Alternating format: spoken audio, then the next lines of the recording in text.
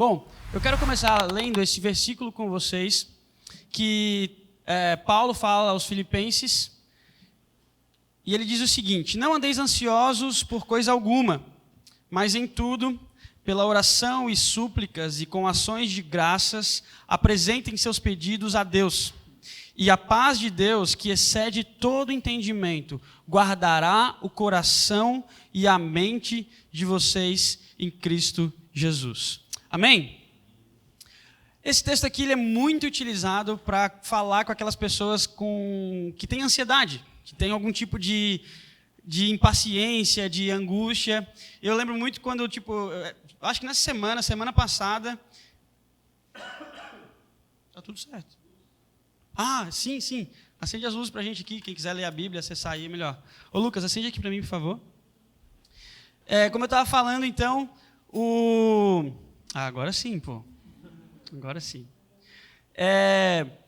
Esse versículo ele é muito utilizado para isso, né? Para a pessoa estar ansiosa, a pessoa estar angustiada, e aí tu fala assim, cara, leia lá Filipenses capítulo 4, versículo 6, que diz assim: não andeis ansiosos.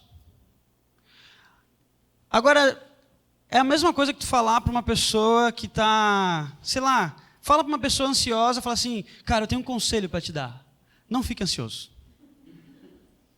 Cara, não faz sentido nenhum, a pessoa está ansiosa, ela já tá ruim. Aí tu fala para ela, não, olha só, lê Filipenses 4, 6 lá que fala que a gente não tem que ficar ansioso. Tá, mas o que eu faço, tá vendo? Cara, não fica ansioso. Mas tá vendo, eu já estou ansioso, mas não fica, a Bíblia fala que não pode ficar.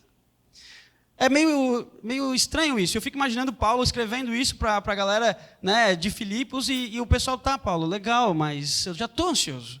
Eu já estou apavorado, minha vida já está uma loucura. O que significa isso? Eu quero dar uma ênfase diferente nesse versículo e ir para a parte central do versículo 7, que eu juntei os dois ali, mas ele fala assim: e a paz de Deus, que excede todo entendimento, guardará o coração e a mente de vocês em Cristo Jesus. A ênfase aqui que a gente tem que dar quando a gente vê a ansiedade, quando a gente se depara com a ansiedade, ou qualquer outro tipo de doença da alma, né, que a gente costuma falar muito nesses termos, é prestar atenção naquilo que Jesus está falando e aquilo que a Bíblia está falando. Ele fala que o importante é Ele te guardar o teu coração e guardar a tua mente. O que Deus promete é que Ele guardará o teu coração e mente, mas Ele não promete livrar você dos gigantes. Ou seja, não leia a Bíblia achando que Deus vai livrar você dos seus problemas. Não leia a Bíblia achando que você não vai ficar ansioso. Você olha para aquele versículo e fala assim, não, eu não posso ficar ansioso. Tá bom, a partir de agora eu não vou ficar ansioso. Não, você olha para esse texto que a gente acabou de ler e você pensa o seguinte: eu já estou ansioso, minha vida está uma desgraça, eu não sei o que eu faço, eu não sei qual é o próximo passo, eu tenho medo. Mas o que eu preciso entender? Que Deus guarda o meu coração e a minha mente. Mesmo na ansiedade, mesmo diante dos gigantes, mesmo diante das dificuldades, Deus guarda o meu coração e a minha mente. O problema é que a gente tem interpretações erradas. E quem aprende errado, vive errado. Né? Quando você é criança, se teu pai ensina a amarrar o cadarço, os teus pais ensinam você a amarrar o cadarço de um jeito errado, você vai viver daquele jeito errado. E muitas vezes a gente lê a Bíblia, ou a gente aprende sobre a Bíblia de forma errada, e a gente vive o que a Bíblia fala de forma errada. Uma interpretação errada de Deus se torna um gigante em nossas vidas. Eu vejo muito por aí, você vê muito por aí, pastores, líderes ou pessoas como nós, assim, falando, olha, Deus ele vai livrar você do mal, Deus ele vai curar as tuas dificuldades, Deus ele vai resolver todos os seus problemas, Deus é o Aladim, o gênio do Aladim. Você esfrega a lâmpada, ou você esfrega a mão na Bíblia, ou você decora aquele versículo que diz que o Senhor é meu pastor e nada me faltará. Mas está vendo, não é isso? Não, cara. Nossa, mas eu tinha lá um imã na minha geladeira. O Senhor é meu pastor e nada me faltará. Eu vivia pensando nisso, que nada ia me faltar. E de vez em quando eu me encontrava em situações ruins, mas eu sabia que nada ia me faltar. Às vezes a gente interpreta a palavra de forma errada. Por isso a gente não consegue entender a verdade e a essência dela. E isso acaba se tornando um gigante, porque você espera que Deus te livre do seu problema. Você está ansioso, você está enfrentando uma luta, você está com algum medo, e você fala, cara, cadê Deus? Cadê Deus que não resolve o meu problema? Cadê Deus que não me ajuda? Aí você pensa assim, cara, a Bíblia está equivocada. E na verdade você mesmo, a gente mesmo, está criando um gigante, está criando um problema maior, porque a gente está interpretando muitas vezes a palavra de Deus errado.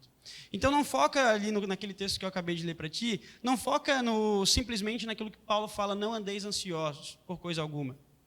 Isso é uma verdade. A gente não tem que andar, mas é difícil. Então o que a gente precisa para não andar ansioso? Que Deus nos guarde o coração e que Deus nos guarde a mente. Mas mesmo assim, a gente vai continuar enfrentando medos. Um outro versículo que eu quero ler contigo em relação a medo, em relação à angústia, é esse de João 16:33.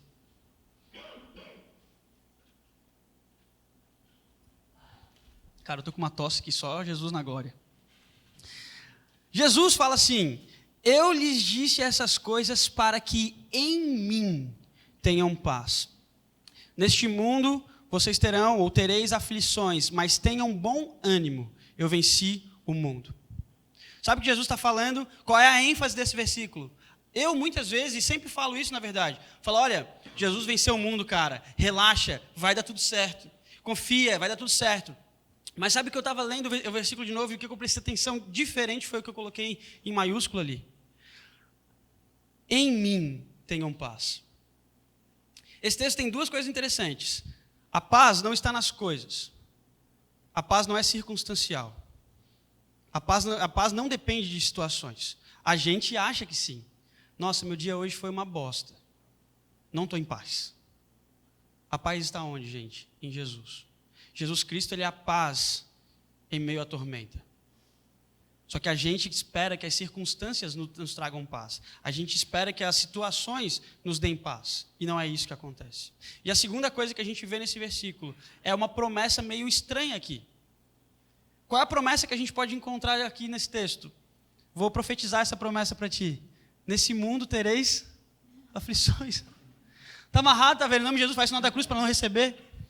Mas é uma promessa, cara, é o que Jesus está falando. Nesse mundo tereis aflições.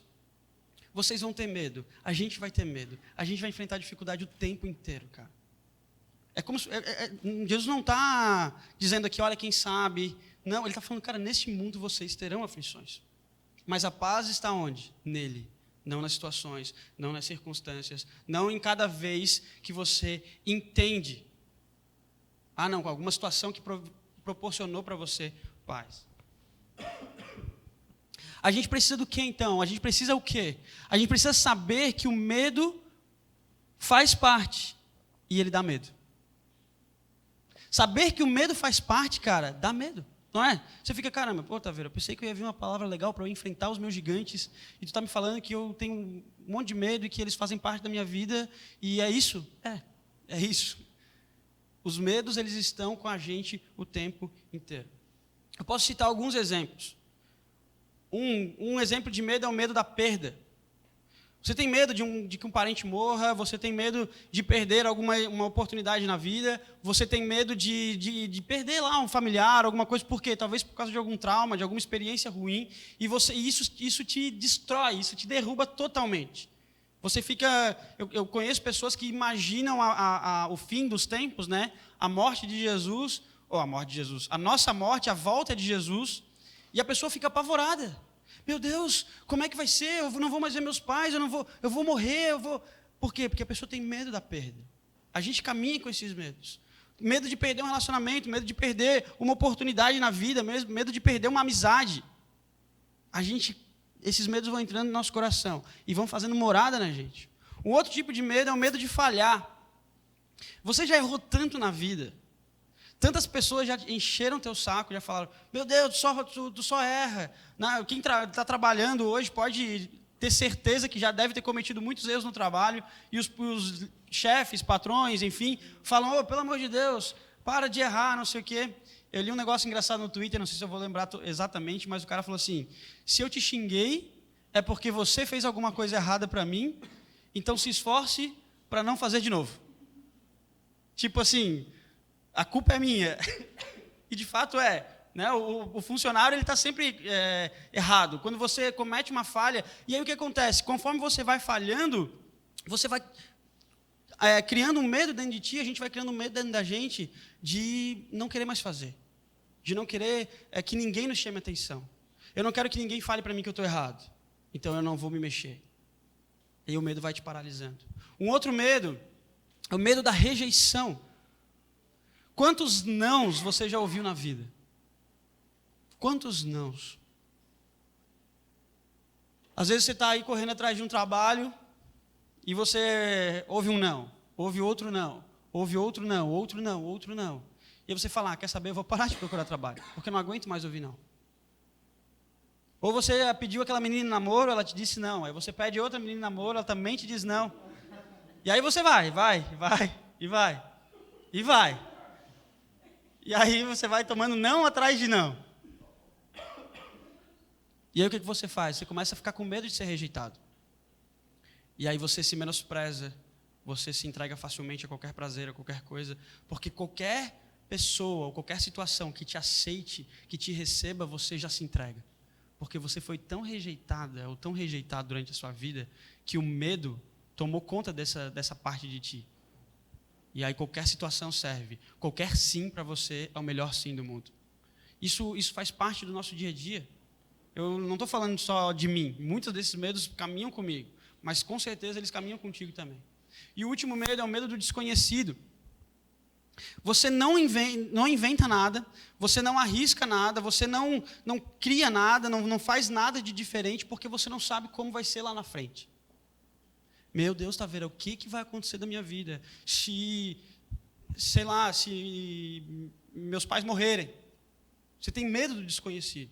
E, de fato, é um medo que está com todos nós, cara. Quem aqui não tem medo do desconhecido Jesus que conhece todas as coisas. Porque todo ser humano, quando ele tem algo que ele não sabe como vai acontecer, ele tem medo. Se fosse assim, seria fácil a gente viver. Porque tu teria certeza de tudo que ia acontecer e tu faria aquilo sem o menor problema, sem a menor dificuldade. Mas a gente vira e mexe, se depara com aquilo que a gente não conhece e a gente tem medo. Você tem medo de entregar completamente a tua vida para Jesus Cristo, porque você não sabe o que vai ser daqui para frente. Você tem medo de resistir às tentações, você tem medo de se envolver com a galera, você tem medo de abrir seu coração. Por quê? Porque você não sabe como vai ser depois. Você tem medo de compartilhar uma dificuldade para alguém, porque você não sabe o que eles vão pensar. Todo medo que a gente tem em relação ao desconhecido fazem a gente se isolar cada vez mais. E qual é a tônica do Setembro Amarelo? Fale. Qual é a tônica do Setembro Amarelo? Procure alguém, abra o seu coração, fale para alguém. Por quê? Porque a gente está com tanto medo de não saber como vai ser os próximos passos, que a gente se desespera. Mas como lidar com isso, então? Essa é a outra pergunta que eu quero fazer. Como eu vou lidar com essa situação? O que eu preciso saber? Você precisa saber que diante do medo, Deus te deu um espírito diferente. 2 Timóteo capítulo 2, ele fala, pois Deus não nos deu um espírito de covardia. Como assim, tá vendo? Coragem não é antônimo, né, que fala, né? Que é o contrário, né? Coragem não é antônimo de medo. Não é, cara. Você precisa de medo para ter coragem. Anota essa aí e posta no Twitter que ficou legal. Você precisa de medo para ter coragem, porque se você não tem medo, você não precisa bater forte o coração, aumentar a respiração, não precisa. Você não tem medo, é só fazer. Agora, quando você tem medo, você tem coragem logo em seguida. Então, o que Deus te deu? Deus não te deu um espírito que te livra do medo. Deus não te deu um espírito que faz você não sentir medo. Deus não te deu um espírito que faz você passar por qualquer situação sem sentir nada. Deus te deu um espírito que vai eliminar de você a covardia, que é a ausência de atitude, a ausência de posicionamento, a ausência de ação. Então, quando você tem um espírito de Deus que tira a sua covardia, ou seja, que te dá coragem, você vai com medo mesmo. E aí uma coisa que eu quero dizer para você em relação a isso é que a gente não é regrado pelo medo, cara. Você não é regrado pelo medo, você não é regrado pela sua ansiedade, você não é regrado pela sua dor. Eu não sou regrado pela minha ansiedade nem pela minha dor. Apesar de eu sofrer, apesar de eu ter várias questões com ansiedade, apesar de vocês sofrerem, terem várias situações de ansiedade, quem regra vocês é o Espírito de Deus que te dá coragem. Amém? Amém, cara. Amém. Isso é um motivo de a gente glorificar de pé a igreja. Porque a gente precisa se apoderar dessa verdade. E quando eu falo se apoderar dessa verdade, eu não estou querendo aqui dizer para você, profetizar sobre você o espírito de coragem. Nada dessas coisas surreais. Eu não vou nem dizer sobrenatural, mas surreal. O que eu estou querendo dizer para ti é que você precisa entender que Deus, ao te salvar, que Jesus Cristo, ao entregar a vida dele por ti, ele te deu um espírito. E esse espírito te incentiva a continuar. Te incentiva a prosseguir. Essa é a nossa pequena introdução, e eu quero olhar essas situações de medo, e eu quero analisar contigo o caso de Davi.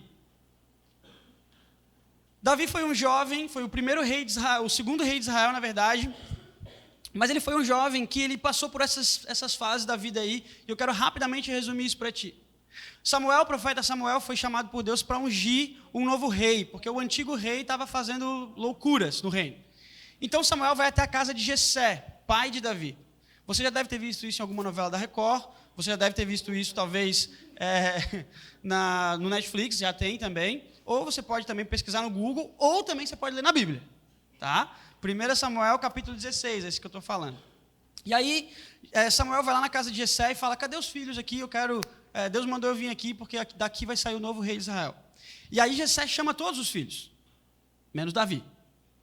É meio que ele é esquecido. Aí Samuel fica lá, esse aqui não foi, esse aqui não foi, esse aqui também não. Eu bem queria esse aqui, mas Deus não quer. Jessé, não sobrou nenhum filho. Aí Jessé, meu, tem o mais novo lá, o caçula, Davi. Está lá cuidando das ovelhas lá no pasto. Vai lá, meu, chama lá o Davi. E quando Davi chega, ele é ungido rei. É um momento surreal, sobrenatural. Samuel unge Davi, um menino de 17 anos, como rei. O que acontece logo em seguida? Eles jantam, adoram a Deus e Davi volta para o pasto. Davi volta para cuidar das ovelhas. Ele foi ungido rei, mas ele volta para onde? Para cuidar das ovelhas. O menino de 17 anos é escolhido, primeiro ele é esquecido pelo pai, já começa aí. Fala, que legal, meu pai me abandonou. Levou todos os irmãos lá, bem feito, agora eu que sou o rei. Não, mas espera aí, não posso reinar ainda, eu tenho que voltar para o pasto? Medo do desconhecido, medo de saber o que vai acontecer. E ele volta para o pasto. E ele continua cuidando das ovelhas. Estoura uma guerra dos israelitas contra os filisteus. Os irmãos de Davi são todos levados para a batalha. Homens, guerreiros fortes. Membros do exército de Israel. E Davi, o menino, fica lá cuidando das ovelhas. Chega um momento da guerra que o pai de Davi fala para ele assim, olha, eu quero que você leve uns mantimentos lá para os seus irmãos. E aí começa o capítulo 17 de 1 Samuel. Quando ele chega lá, ele entrega os mantimentos, e ele vem todo feliz lá, entregando os mantimentos, de repente ele chega lá, aquele clima de penumbra, de medo, e ele começa a ouvir uma voz lá do outro lado do vale. Cadê o guerreiro aí que vai vir lutar comigo? E eu fico imaginando Davi levantando, baixa Davi, baixa, não olha lá, não se mete com aquilo. E o cara berra assim, cadê o homem que vai me derrotar? E se ele me derrotar, a gente se torna escravo de vocês. Mas se eu derrotar ele, vamos lá, vamos fazer um duelo aqui. Fazer um X1 na linguagem de hoje. Vamos fazer um duelo, vamos duelar aqui. Quem é que vai lutar contra mim? E Davi, cara, ele tem um lapso assim, daquele espírito de coragem mesmo, que Deus dá para Timóteo. Davi se levanta e fala assim, quem é esse filisteu incircunciso para desafiar o exército do Deus vivo? Sabia que incircunciso é um xingamento gospel? Você pode chamar os outros de incircunciso. Outro xingamento gospel você pode fazer, chamar de próprio filisteu também. Nossa, seu filisteu, seu incircunciso. Pode chamar assim, é santo, porque Davi usou isso. Amém? Ei, meu Deus. Davi fala isso, ele fala, eu fico, cala a boca, Davi, pelo amor de Deus, o cara vai vir aqui. Não, o que esse cara acha que está fazendo? Sabe o que acontece, gente? Os israelitas eles estavam com medo. Mas sabe o que Davi percebe? Que Golias, de fato, não sabia com quem ele estava falando, cara. Ele não sabia com qual povo ele estava falando. Golias não sabia que ele estava falando com o povo da fé. A história do povo de Israel é regrada por fé em Deus. Abraão, Isaac, Jacó, homens de fé. Davi sabia disso, e ele se levanta e fala, será que esse incircunciso, dá vontade de falar outra coisa, mas vamos falar o que a Bíblia está escrita. Será que esse incircunciso não sabe que ele está falando com o povo da fé? Será que esse incircunciso não sabe que ele está falando com o povo do Deus vivo? Uma coisa que você precisa fazer para encarar o seu gigante é ter certeza disso. O seu gigante, ele não tem direito de falar tão alto assim com você. Talvez o seu Davi seja algum dos medos que eu falei. Talvez o seu Davi seja uma angústia, uma dificuldade, um medo tão forte que paralise você, que trave as suas expectativas e as suas saídas. Mas saiba de uma coisa, o seu medo, o meu medo, ele tem um limite de decibéis para falar comigo. Porque ele está falando, cara, com o cara da fé. Ele está falando com o povo da fé. Ele está falando com alguém que serve ao Deus vivo. Coisa que os israelitas, todo o exército não estava vendo. Davi enxerga. E essa é a primeira atitude que a gente tem que ter diante do nosso medo. A primeira atitude que a gente tem que ter é justamente essa. Encare o seu gigante. Tá vendo? Como assim? Você está falando que eu estou passando por uma situação de depressão, uma situação de ansiedade, de luta, ou até um medo mesmo pessoal aí do desconhecido, ou qualquer outro desses que a gente citou. Qual é o primeiro passo, o próximo passo que eu tenho que fazer? Encare. A Bíblia em nenhum momento fala que você deve fugir das suas dificuldades. A Bíblia em nenhum momento fala que você deve fugir das suas angústias. Agora ela fala, a gente leu aqui, que o Senhor estará contigo, que o Espírito que você tem é um Espírito que te dá força, que te fortalece. Então faz como Davi. O gigante é alto. Ele tinha 2,30 metros ou 3,30? 3,30. 3,30. É muita coisa. Eu acho que é daqui do teto, se não mais. Do chão, sei lá, é muito alto, muito alto. E todo mundo cagado de medo do Golias. E Davi fala, não, peraí. Esse cara aí tá achando o quê?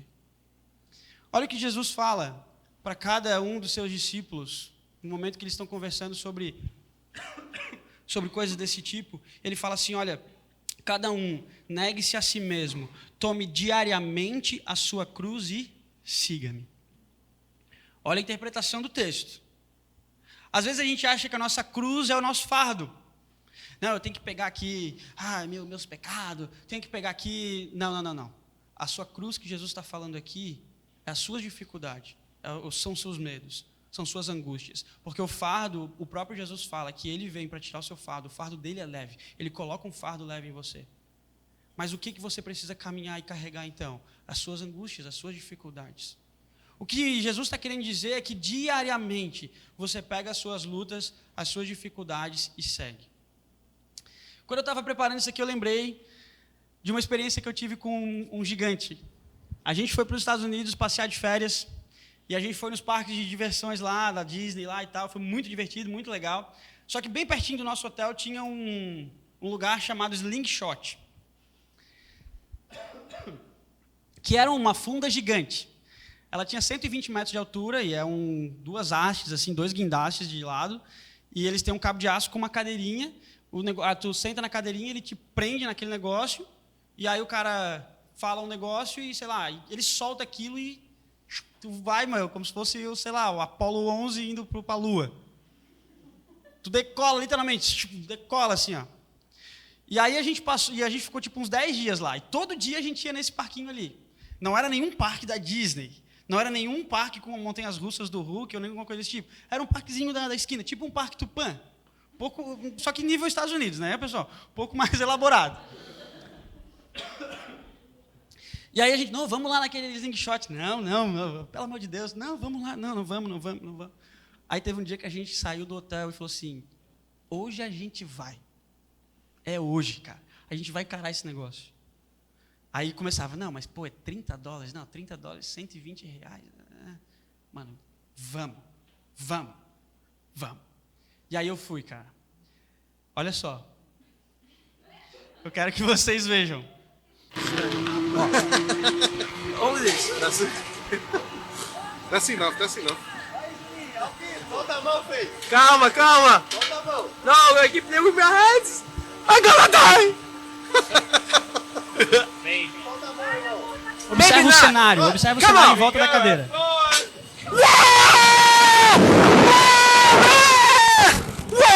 Whoa! Yeah!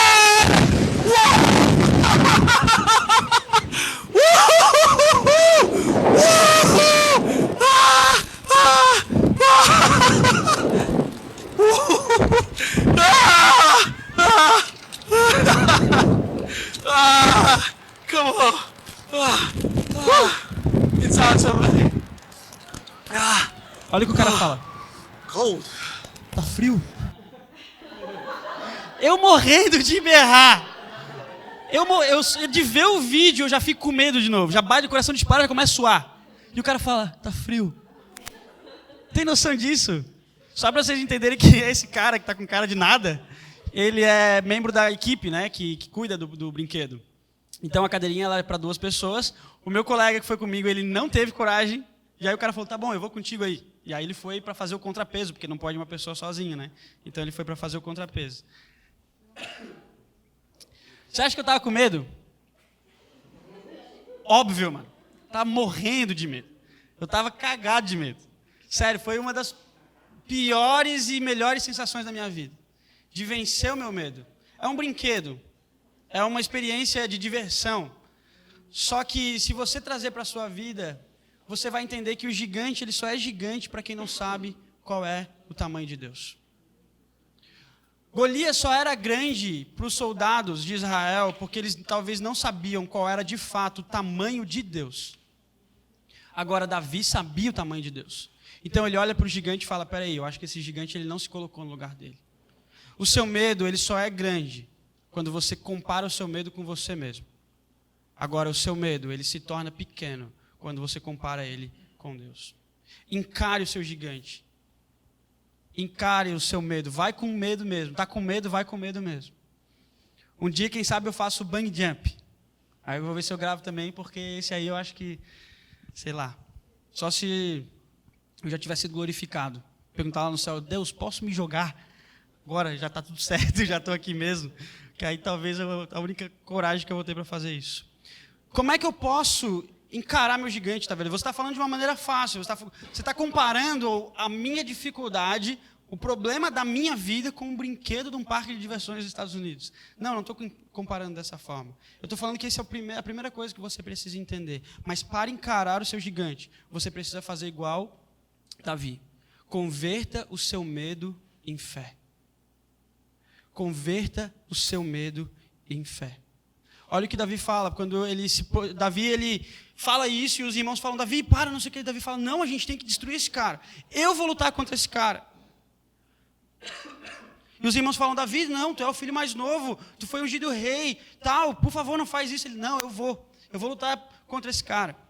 Me levem até o rei. E o rei Saul, é você que vai lutar contra ele, sim. E aí o rei Saul, que experiência você tem, rapaz? Você é um menino. Como é que você vai lutar contra... Pode desligar agora, Mateus, não vai usar mais. Como é que você vai lutar contra esse cara? Como é que você vai derrotar esse cara? Ele é um guerreiro experiente, você é só um menino. E aí Davi fala isso para o rei Saul. Ele fala assim, o Senhor me livrou das garras do leão e das garras do urso. O Senhor que me livrou das garras do leão e das garras do urso, me livrará das mãos desse filisteu. Ter certeza de que Deus vai estar contigo em meio ao medo é uma das possibilidades, é um dos starts que você tem para continuar, para seguir adiante. O medo ele não é inimigo da fé, ele é combustível para a fé. Quando você se depara com medo, você tem 2 possibilidades, 2 opções. Ou você se enterra como os soldados israelitas, vestidos como guerreiros, vestidos como soldados mais covardes. Ou você age como o pastor de ovelhas, um menino magricela, que olha para aquela oportunidade, para aquela situação de medo e faz o quê? Eu vou lutar contra esse cara. Eu vou lutar contra esse cara. Mas presta atenção qual era a certeza e convicção de Davi. por que Davi faz isso, como é que ele consegue transformar o medo dele em fé. Experiência. A primeira coisa que ele fala, o Senhor que me livrou. O Senhor que me livrou. Davi já viveu casos assim. Né? Depois Davi começa a relatar que quando ele cuidava das ovelhas, um leão entrou para pegar as ovelhas e ele deu um golpe que se chama hoje mata-leão, no jiu-jitsu. Davi foi o primeiro cara a usar o mata-leão. Davi foi o Gracie, da família Gracie. Davi que começou o jiu-jitsu. Viu o leão e falou, vem cá, deu um mata-leão. Ele matou, depois veio um urso. Isso eu não tenho ideia, criatividade. Depois, se você tiver, me ajuda. Mas Davi chegou e matou o urso, derrotou o urso. O que significa isso? Ele tinha experiências. Sabe por quê? Porque Davi, enquanto os guerreiros estavam na batalha, querendo lutar, querendo se preparar, Davi estava tendo experiências com Deus. Davi estava no pasto, orando. Davi estava no pasto, escrevendo salmos. Davi estava no pasto, tocando a sua harpa. Davi estava no pasto, servindo a Deus, cuidando das ovelhas. O tempo e a convivência com Deus trazem experiências para sempre. Deixa eu te falar uma coisa muito séria. Às vezes você não entende exatamente o que é isso aqui. Às vezes pode parecer para ti que a Jump é mais um dos seus grupos de amigos. Ah não, agora eu tenho a galera da igreja, que são os meus amigos da igreja. E aí eu saio com eles sábado sim, sábado não. E eu ando com os meus amigos da igreja. Às vezes você pensa, a igreja é o lugar onde eu vou lá para tal. O que isso aqui é? Qual é o objetivo disso aqui? O objetivo disso aqui é proporcionar para ti momentos, situações onde você tenha mais experiências com Deus. Onde você tenha um momento para orar mais, além do que você já tem que fazer durante a sua semana. Nós não somos apenas um grupo de amigos. Nós somos um ministério da igreja que tem como propósito fortalecer, ajudar, se ajudar, para que a gente possa enfrentar as nossas dificuldades, para que a gente possa enfrentar os nossos medos, para que daqui você saia com uma experiência que quando você se deparar com alguma dificuldade, você pode dizer, eu já venci, eu já passei por uma coisa como essa. E aí eu quero fazer você analisar contigo quais são as experiências que você tem com Deus. Se eu pedisse para você abrir o bloco de notas aí no seu celular e anotar o que você já viveu com Deus que pode te ajudar a enfrentar o medo, a ansiedade, a luta que você está passando hoje, você seria capaz de escrever? Com certeza você seria capaz de escrever, porque Deus já fez grandes coisas na tua vida. Só que a gente não se dá conta por isso, ou para isso. Então posso te dar uma dica, cara, pensa nisso. Lamentações fala que eu quero trazer à memória aquilo que me dá esperança. A palavra de Deus, as tuas experiências com Deus servem para te ajudar na hora da dificuldade, na hora da luta. E aí, para você fortalecer isso, para você converter o seu medo em fé, você precisa mudar a sua perspectiva. Mude a forma como você olha as coisas. Olha esse texto que diz, enraizados e edificados nele, em Jesus Cristo, firmados aonde? Na fé. Como foram ensinados, vocês devem ficar assim. Paulo está falando com Colossenses. Transbordando em gratidão. Como cristão, a gente não pode apenas dizer que tem fé. A gente precisa andar pela fé. É diferente. Ah, não, eu creio em Jesus. Que legal, eu creio. Não, eu ando com Jesus. Eu ando com Ele. Eu ando pela fé. Eu caminho pela fé. É com medo, é sem medo. Eu caminho pela fé, eu creio que Deus está comigo. Eu creio que Deus já me deu situações, já me permitiu viver coisas que vão poder viver uma nova experiência ou vencer essa dificuldade. E o que Davi fez foi mudar a perspectiva. Porque Davi era menor que o gigante. Olha só coisas que estavam contrariando Davi. Primeira coisa, ele era menor que o gigante. Segunda coisa, o primeiro olhar que tu tem assim, olhou o gigante, ele viu que ele era menor que o gigante. Quando ele fala que vai lutar contra os gigantes, os irmãos dele falam, Davi, nem vai. Os próprios irmãos já estão contra ele. Ele não tem apoio de ninguém. E depois, ele percebe que ele está sozinho. Quando ele vai se deparar com o gigante, ele olha para trás, está o exército inteiro parado, assim. E aí ele olha lá o gigante, ele está sozinho com o gigante. Os sentimentos podem ser reais, mas nem sempre são a única verdade. Sentimento, eles nem sempre são verdades na tua vida. Tu sente dor, mas não significa que está doendo. Parece paradoxo o que eu estou falando. Tu sente que não dá para ir, mas quando tu vai, tu viu que já foi. Entendeu? Tu sente que não vai conseguir, e de repente Deus te dá força. Tu caminha, tu muda a perspectiva e segue adiante. Davi era pequeno, mas ele tinha um Deus grande. Os irmãos estavam contra, mas Deus estava junto dele. Ele estava se sentindo sozinho, mas Deus era com ele. Posso te falar? Você pode ser pequeno, seu medo pode ser muito grande, sua angústia pode ser muito grande, seu gigante, ele literalmente pode ser um gigante, mas Deus é maior. As pessoas podem dizer que coisas para você que não ajudam. As pessoas podem dizer que você está viajando. As pessoas podem dizer que você está errado. Você pode ter todo mundo contra você, mas saiba de uma coisa: Deus está contigo, te deu um espírito de coragem. Você pode acabar se sentindo sozinho, mas saiba de uma coisa: Deus nunca te abandona, cara. Amém? Deus nunca te abandona. Olhar por um novo ângulo pode ser o que falta para você começar a encarar seus gigantes. Às vezes você está olhando para o seu problema assim, ó, e você não vê solução. Às vezes você está olhando para a sua dificuldade assim, ó, e você não vê solução. Aí você sai um pouquinho para o lado, você olha de um outro ângulo, e você vê, cara, caraca, como é que eu não tinha percebido isso? Como é que eu não tinha visto isso, velho? Às vezes é só questão do ponto de vista. Às vezes é só questão de um ângulo. Eu quero encerrar, eu quero te propor alguns desafios para você pensar, para você analisar. Como, Taveira, eu vou mudar minha perspectiva? Como eu vou... Você percebeu que é como atrás de como? Como é que você vai encarar seu gigante? Depois, como é que você vai se fortalecer, transformar seu medo em fé? E depois, como é que você vai mudar a realidade? Como é que você vai mudar a sua perspectiva? É como atrás de como. Encarar os gigantes é como atrás de como. E a primeira coisa que você precisa ter para mudar a sua perspectiva é orar. Eu quero te desafiar a orar mais. Eu quero te desafiar, eu quero me desafiar a orar mais a Deus. A oração é a diferença entre a vida e a morte. A oração é a diferença entre a vida e a morte. O segundo desafio que eu quero fazer para ti é caminhe por fé. Creia que, como eu falei aqui da promessa, que não é a melhor promessa que a gente pode ter na vida, mas creia que existem tribulações na tua vida. Jesus falou, Jesus profetizou tribulações para ti. Existem, cara. Às vezes querer tapar, é o ditado, né, que a gente quer tapar o sol com a peneira. Não, velho, existe tribulação, existe problema. Mas caminhe. Creia que esses problemas existem. Mas quem te dá fé, força, um espírito de coragem para passar por esses problemas, está contigo. Caminhe por fé. Caminhe por fé. Quando Davi, uma das últimas coisas que ele faz antes de derrotar o gigante, Davi derrota o gigante.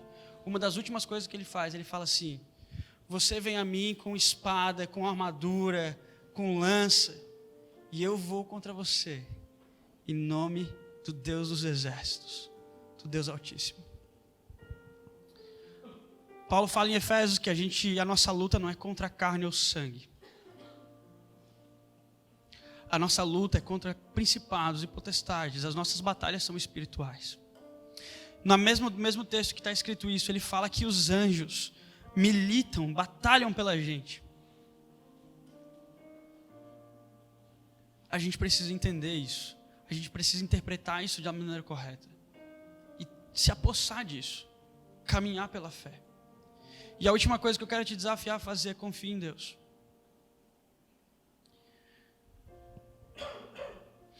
Salmo 37, versículo 4 fala: deleita-te no Senhor e Ele concederá os desejos do teu coração. Confie em Deus. Só que a gente interpreta o versículo errado de novo. Quando você pensa assim, deleita-se no Senhor que Ele concederá os desejos do seu coração, você já pensa: opa, vou me jogar no colo de Deus, então Ele vai fazer tudo que eu quero. Só que tem um detalhe que você não percebe, uma armadilha aí de Deus. Quando você se joga nos braços dele, quando você se entrega para ele, ele transforma os seus desejos nos desejos dele. E muda toda a perspectiva. Porque o que você queria não é mais o que você quer, porque Deus agora está cuidando de ti. Deus agora está te dando uma nova perspectiva, Deus está te dando agora um novo começo, uma nova oportunidade. Confie em Deus. Todos vocês aqui já devem ter passado pelo ensino médio. Quem não passou ainda, pelo amor de Deus, termina logo esse negócio. Todos vocês no ensino médio já devem ter feito uma prova de consulta. Certo? Eu falei isso na live ontem também. Quem nunca fez uma prova de consulta? O professor fala assim, olha, pode consultar no livro. Tu fala, glória a Deus. Eu fiz uma prova de consulta em física. E eu não tirei 10. A prova era de consulta e eu não tirei 10. Era só olhar as fórmulas, era só olhar os exercícios, era só olhar o material e eu não tirei 10. Sabe por quê? Porque a gente não consulta. Mesmo com consulta, a gente não consulta. Mesmo o manual, mesmo a apostila estando à nossa disposição, para a gente abrir e procurar as respostas, a gente não consulta. Confie em Deus, cara, procure no manual as respostas. Consulte, não os espíritos, não a cartomante, não o horóscopo. Para suas ansiedades da alma, para aquilo que é espiritual, procure a palavra de Deus. Abra aqui, veja as respostas. Veja aquilo que Deus fala para ti. Confie em Deus. Eu quero orar contigo, fica de pé.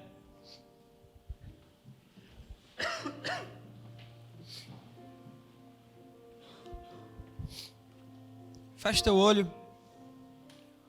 Ou não, você pode olhar para os desafios. Colocar sua vida diante de Deus nesse momento e pensar assim, Deus, o que eu preciso fazer? Deus, eu preciso orar mais. Deus, eu preciso confiar mais em Ti, caminhar mais pela fé. Eu preciso me mexer. Eu preciso dar o passo. Eu preciso ficar aí. Senhor Jesus, a gente quer se render a Ti, Pai. A gente quer colocar nossa vida diante de Ti. A gente quer se render ao Senhor. A gente entende que a gente precisa se render mais. Porque a gente quer crer mais em Ti. A gente quer confiar mais em Ti. A gente quer andar mais pela fé. A gente não quer esquecer os nossos problemas. Às vezes a gente acha, Deus, que só uma palavra, uma leitura bíblica ou uma ação sobrenatural do Senhor na nossa vida vai fazer a gente se livrar dos nossos problemas. A verdade, Deus, é que muitas das situações continuam com a gente. Muitas das dificuldades continuam com a gente, mesmo depois que a gente ora, mesmo depois que a gente luta, mesmo depois que a gente caminha pela fé. Às vezes a gente continua enfrentando as mesmas dificuldades. E a gente desanima, Deus, a gente perde coragem. Às vezes você, jovem, é um desses caras que passa por situações assim. Mas a Bíblia diz no Salmo 23, versículo 4, o salmista fala, ainda que eu ande pelo vale da sombra da morte, eu não temerei, porque Tu estás comigo. Amém. Deus está contigo no vale da sombra da morte. O texto não fala, Tu me livrarás do vale da sombra da morte, Tu mandarás um anjo me resgatar do vale. Não, o texto fala, Tu estás comigo. Então deixa eu falar uma coisa para você, jovem, que enfrenta dificuldades, lutas, ansiedades. Você não vai talvez ser liberto delas da noite para o dia. Mas saiba de uma coisa, ainda que isso não aconteça, Deus está contigo. Lá. No meio das lutas, no meio da dor, no meio da ansiedade, no meio do medo, no meio da depressão, Deus está contigo. Isso é motivo para você se alegrar.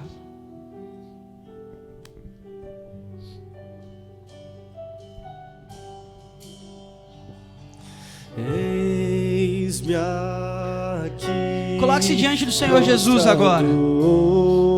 Outra vez para tudo entregue para Jesus a sua postura, a sua atitude, a sua forma de vida.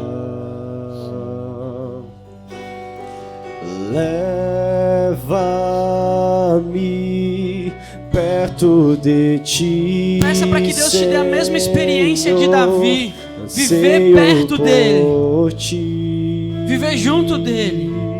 enfrentando leões, enfrentando ursos, enfrentando Golias. Eu me rendo. Se renda ao Senhor Jesus, cara. Se renda ao Senhor Jesus.